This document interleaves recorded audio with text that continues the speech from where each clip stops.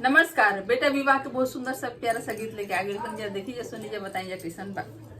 अम्मा के डलिया पर बोले ले कोयलिया, अरे सुगाना बोले ला बासा वारा रे लालनवा, अरे सुगाना बोले ला बासा वारा रे लालनवा।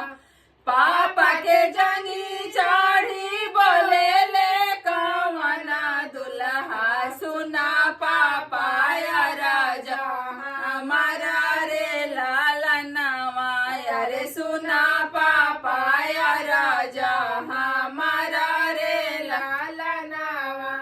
फुलवा के मौरी पापा बियाहन ना जाइबो, अरे सोनावा के दाना बाना वाई रे लालनवा, अरे सोनावा के दाना बाना वाई रे लालनवा। आवे देहू बाबुआ हो जेठा बाई सखावा, अरे बसे देहू मितावा सोनारा रे लालनवा, अरे बसे देहू मितावा सोनारा रे लालनवा।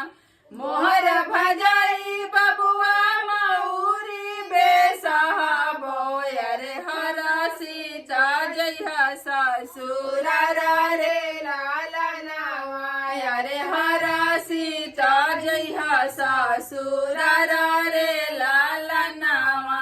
हर से लया जन बाजन हरा से ले पापा, अरे हरा से ला कुला बारिया तारे लालनवा, अरे हरा से ला कुला बारिया तारे लालनवा।